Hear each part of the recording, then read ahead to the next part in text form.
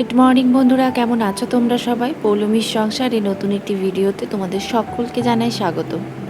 আশা করি তোমরা সকলে খুব ভালো আছো। আজকে বৃহস্পতিবার সকাল সকাল ব্লগটা শুরু করলাম। ঘড়িতে এখন বেজে গেছে প্রায় 8:30 মতন। সকালের যা বাসি কাজ ছিল তা মোটামুটি করে নিয়েছি। আর এখন নাইটি টাইটি সব ফ্রেশ হয়ে চেঞ্জ করে চলে এসেছি ফুল তুলতে। তো গাছে ফুল এখন প্রচুর কমে গেছে, জবা ফুল তো একটাও ফুটছে না। মানে আগে যেখানে জবা ফুলের দু ঝুড়ি ফুল হতো, এখন সেখানে ওই টগর ফুলগুলো তুলে নিই ব্যাস। আর কিছু জুঁই ফুল আছে, এগুলো তুলে নিলেই ঝুড়ি, মানে হাফ ঝুড়ি হয়ে যায়, জবা ফুল নেই। তো ফুল টুল তুলে রোজের যা ডিউটি আমি সেটাই করে নিচ্ছি। সামনের যে আমাদের যাতায়াতের রাস্তাটা, ওই রাস্তা থেকে একদম বাইরের পৈঠাটা অবধি, মানে রকটা অবধি সমস্ত কিছু জল দিয়ে ধুয়ে নিচ্ছি। তো 2-3 বালতি জল ঢাললেই মোটামুটি আমার পরিষ্কার সমস্ত কিছু ধোয়া হয়ে যায়। আর সত্যি কথা বলতে প্রত্যেক দিন সকালবেলায়, সকাল থেকে রাত এই যাতায়াতের এই গলিটা দিয়েই যাতায়াত হয়। সকালবেলায় যদি একটু পরিষ্কার করে না ধোয়া হয়, প্রচুর বালি ধুলো থাকে, নোংরা থাকে। আর ঘর দুয়ার বাইর যেমন পরিষ্কার হয়, সেরকম আমাদের এটাও দরকার যে বাইরটাও পরিষ্কার করে নেওয়া। তো না করলে দেখতেও খারাপ লাগে। বাড়িতে যখন কোনো কেউ আসবে, তখন দেখবে বাড়ি ঘর দুয়ার পরিষ্কার অথচ বাইরটা নোংরা। তো কাজের মেয়েদের বলা হয় যে যেদিন আমি পারি না ধুয়ে দেওয়ার জন্য, তো ধুয়ে দেয়, কিন্তু আবার ধুয়েও না, মানে রোজের রোজ বলতে হয়। আর সবসময় বলতে ভালো লাগে বলো তো? আর ফুল তো তোমরা দেখলেই কত অল্প ফুল। আর এখন চলে এসেছি ঠাকুর ঘর সোজা। এটাই আমি রোজ করি, ঠাকুরের ফুল তুলে চলে আসি ঠাকুর ঘর। কারণ এই দুটো কাজ হয়ে গেলে না আমার অনেকটা কাজ হয়ে যাওয়া। এরপর মাম্মামকে ঘুম থেকে তোলা, ফ্রেশ করা, ওকে খাওয়ানো, ওর খাবার রেডি করা, তারপরে নিজে চা নিয়ে বসা, ওকে পড়তে বসানো, প্লাস তার আগে বিছানা তোলা। যেহেতু এখন রুটিনটা চেঞ্জ হয়ে গেছে বেবিদি কাজে ঢোকার পর থেকে বাসন ধোয়ার, তো সেই জন্য আমারও রুটিন চেঞ্জ হয়ে গেছে। তবে এই রুটিনটা গ্রীষ্মের ছুটিটা অবধি সম্ভব। তারপরে স্কুল থেকে এসে তো আর সম্ভব নয়, তখন আবার আলাদা রকম রুটিন হবে। তো এই একটা মাস এভাবেই চালিয়ে দিই। অলরেডি 2 সপ্তাহ 2.5 সপ্তাহ হয়ে গেছে, আর 2-2.5 সপ্তাহই বাকি। তো ওয়েদারটা, গতকাল বৃষ্টি হয়েছে কিন্তু তাও প্রচণ্ড রোদ উঠেছে আর ভালোই গরম আছে। আর যেহেতু বৃহস্পতিবার, আজকে আমি বাসনকোসনগুলো ঠাকুরের সমস্ত কিছু তেঁতুল দিয়ে ধুয়ে নেবো। পীতাম্বরী দিয়েই আগে ধুয়ে নিতাম বাসনকোসন, কিন্তু পীতাম্বরীতে মানে আমার হাতটা না একটু প্রবলেম হয়, মানে যেহেতু অতিরিক্ত ক্ষার থাকে, তো সেই জন্য একটু কুটকুট করে। তো আগে করতো না, আগে পীতাম্বরী ছাড়া ইউজ করতাম না, কিন্তু এখন দেখছি হয়। তো সেই জন্যই পীতাম্বরীটা এখন একটু আমি অ্যাভয়েড করছি। আর এখন আমি তেঁতুল দিই, ওই জন্য বাসনগুলো ধুয়ে দিই। তো চরণ কাকু এলে চরণ কাকু পীতাম্বরী তো ব্যবহার করে, কিন্তু আমি তেঁতুল দিয়ে বাসনগুলো মেজে নিই। তো আমার বাসন ধোয়া, ঠাকুরঘর মোছা সমস্ত কিছু হয়ে গেছে, গোপালের জামা কাচা। তো এখন হচ্ছে তুলসী মঞ্চটা পরিষ্কার করে ধুয়ে নিলাম। আর তুলসী মঞ্চ সবসময় আমি পিতলের ঘটিতে, মানে তামার ঘটিতে ইউজ করি আর কি ধোয়ার জন্য। অনেককেই দেখি যে বালতিতে করে ধুয়ে, মগে করে ধুয়ে, সেটা যে যার মতে, কিন্তু আমার মনে হয় যে পিতলের ঘটিটাই সব থেকে শুভ। পিতল হোক, তামা হোক, এইগুলোই আর কি, বা কাঁসা হোক। আমার যেমন কাঁসার ঘটি। তো এই দেখো, দেখতে পাচ্ছ আমি তেঁতুল দিয়ে বাসনগুলো ধুয়ে নিয়েছি। তামার জায়গাগুলো তো বেশি কালো হয়ে যায়, কি সুন্দর পরিষ্কার হয়ে গেছে। তো একটু ধৈর্য ধরে ধুতে হয়, পীতাম্বরীতে একটু তাড়াতাড়ি ছেড়ে যায়। আর তেঁতুলের যদি রাগটা ভালো থাকে না, তাহলে তেঁতুলেও কিন্তু খুব তাড়াতাড়ি ছেড়ে যায়। আর কিন্তু এখনের যে তেঁতুলগুলো না, সেগুলোতে সেরকম রাগ নেই, অনেকটাক্ষণ ঘষতে হয় তবে তোলা হয় আর কি, মানে তবে দাগগুলো ওঠে। তো এই যে আমি বৃহস্পতিবার বাসন ধুয়ে নিলাম, তো এরপরে আমি কিন্তু এমনি নর্মালি সাবান দিয়ে ধুয়ে নেব। আর আমি এমনি জল বুলিয়ে বাসন রাখি না, তো সাবান দিয়েই ধুয়ে নিই। আর আবার ঠিক সোমবারের দিক করি, হয় রবি নাহলে সোমবার, আবার তেঁতুল দিয়ে একবার মেজে নেব। তো এখন পুরো ছাদ ফাদ সব ধুয়ে নিয়েছি, দেখতেই পাচ্ছ সমস্ত কিছু একদম পরিষ্কার। আর এখন যাব নিচে। আজকে সকালে মেয়ে বায়না করেছে যে ব্রেকফাস্টে, গতকাল রাত থেকেই বলে রেখেছে, আর যেহেতু থার্সডে পাপার ছুটি আছে, তো ব্রেকফাস্টে ও খাবে ডিম টোস্ট। তো সেই মতো ওকে বানিয়ে দিতে হবে ডিম টোস্ট, কারণ ওর তো মনে আছে। আর বাইরের ওয়েদারটা দেখতেই পাচ্ছ, সেটাই দেখছি আমি জানলা দিয়ে, যে আবার দেখছি মিকছাই করেছে। তো এখন যাই, এখন গিয়ে ওকে আগে ফ্রেশ করি। আর ব্রেড কিন্তু বাড়িতে নেই, তো ভাবছি ওর বাবাকে পাউরুটি আনতে দেবো, ওর বাবা তো দুধ আনতে যাবেই, তো তখন একদম বাইরের দোকান থেকে পাউরুটি কিনে নিয়ে চলে আসবে। তো এখন চলে এসেছি বিছানা তুলতে, মেয়েকে ঠাকুরঘর থেকে এসে ফ্রেশ করিয়ে ব্রাশ ট্রাশ করিয়ে ওকে এখন শরবত বিস্কুট দিয়ে বসিয়ে দিয়েছি, ও খাচ্ছে। আর সেই ফাঁকে আমি এখন বিছানা তুলে নিয়েছি। আর ওর বাবা উঠে গেছে, ওর বাবা গেছে বাথরুমে আজকে, যেহেতু বৃহস্পতিবার আমাদের বাজার হয়, সপ্তাহে 2 দিন হয় বাজার, বৃহস্পতি আর রবি। তো বৃহস্পতিবার দিন ওই জন্য ওর বাবা উঠে গেছে, কারণ দুধ আনবে, পাউরুটি আনবে, তারপরে যাবে হচ্ছে যে বাজারে। আর বাজারে যেহেতু মাছটা আমরা প্রতিদিন ফোনে বলে দিই, তাই এই 2 দিন গিয়েই ও টাকাটা পেড করে দেয়।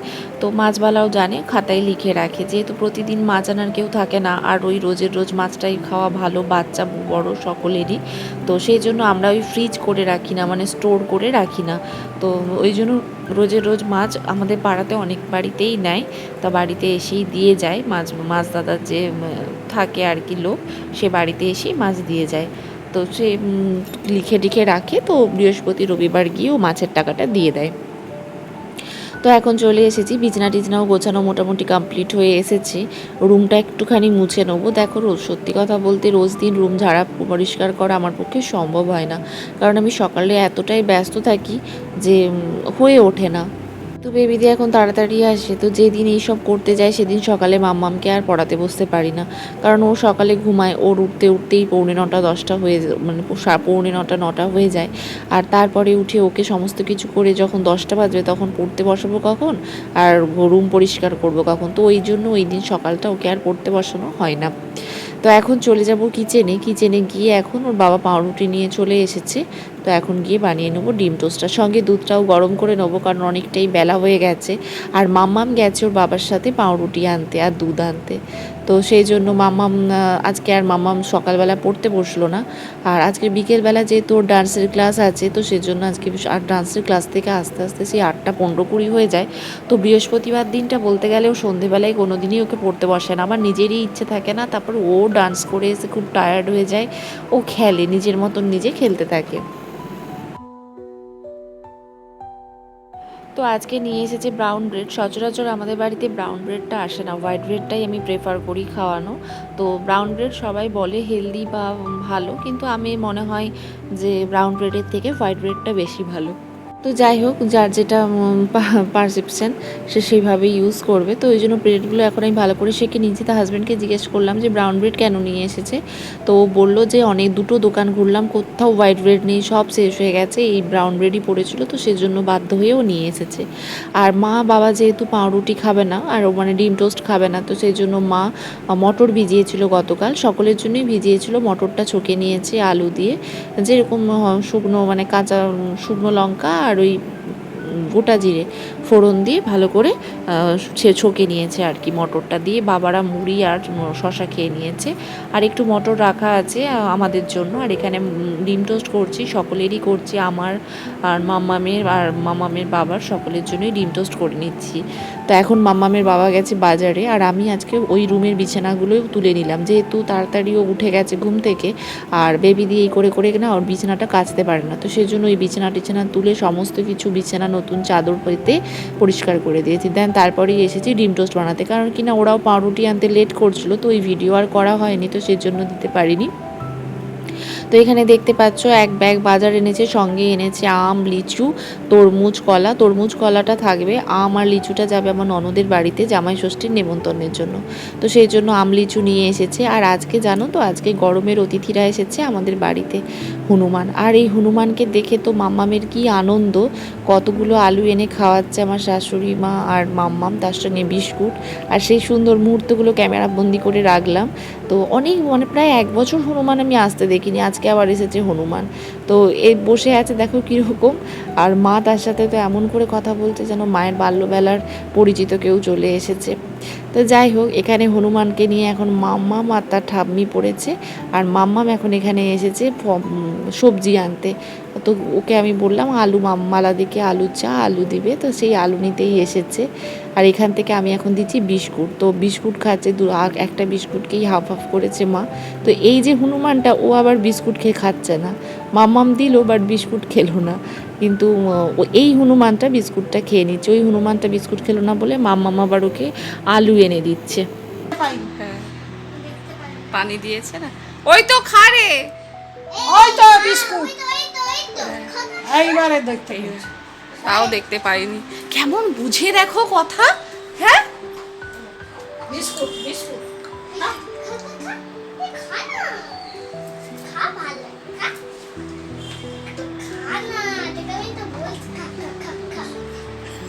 ভাবছে কি কিছু না আরেকজন তো আজকে ও তো মামামের বাবা এনেছে ঠাকুরের জন্য আম শাক, ফুল আর এক্সট্রা করে গাঁদা ফুলও এনেছে, যেহেতু ফুল এখন অনেক কমে গেছে তো সেই জন্য মালা গাঁদা ফুল এগুলো সব নিয়ে এসেছে।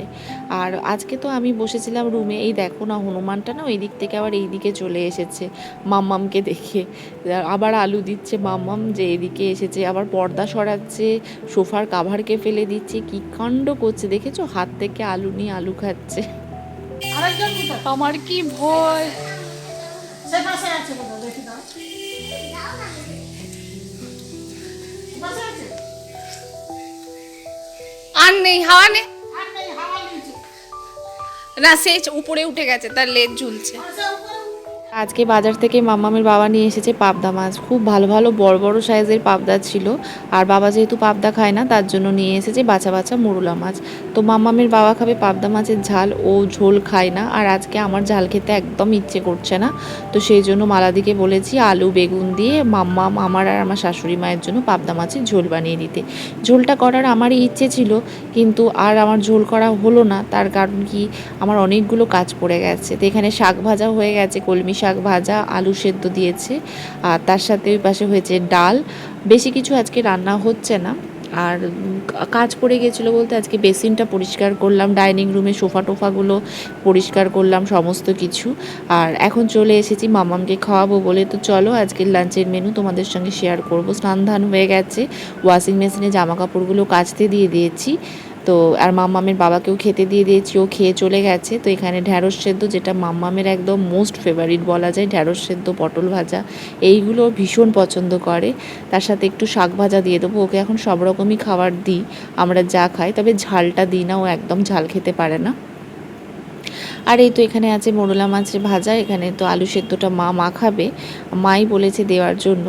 আর এপাশে ঝোল আছে মাছের, আর তার সাথে একটুখানি বাটি চচ্চড়ি বাবার জন্য করে রেখেছে।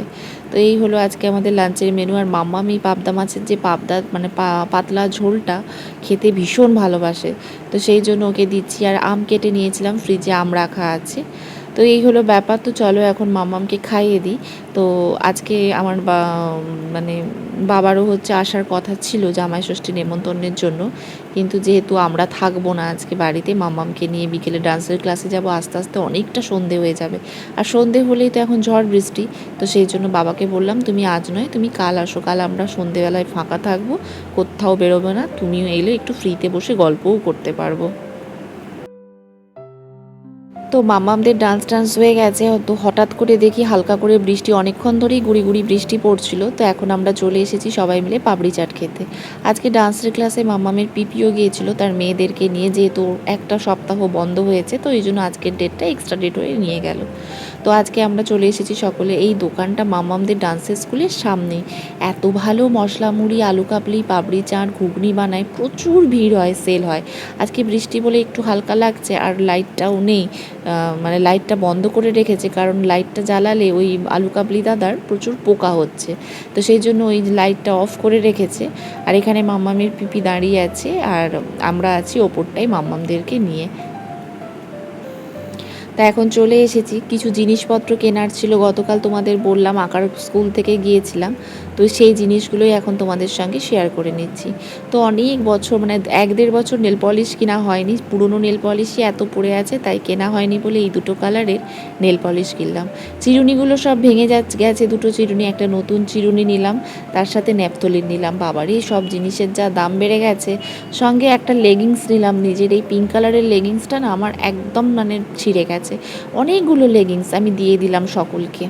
তো মালা দিকে, বেবি দিকে অনেকগুলো লেগিংস, দেখো যেগুলো আমি পরবো না, ইলাস্টিক ঢেলা হয়ে গেছে, অথচ একদম গোটা, তো সেগুলো লোককে দিলে ওরা ইলাস্টিক লাগিয়ে পরবে। তো এই একটা লেগিংস নিলাম, সঙ্গে একটা শাওয়ার জেল নিয়েছি আর একটা শ্যাম্পু নিয়েছি। তবে সবগুলোই নতুন, ইউজ করে দেখি কীরকম কী না, পরে ফিডব্যাক দেবো।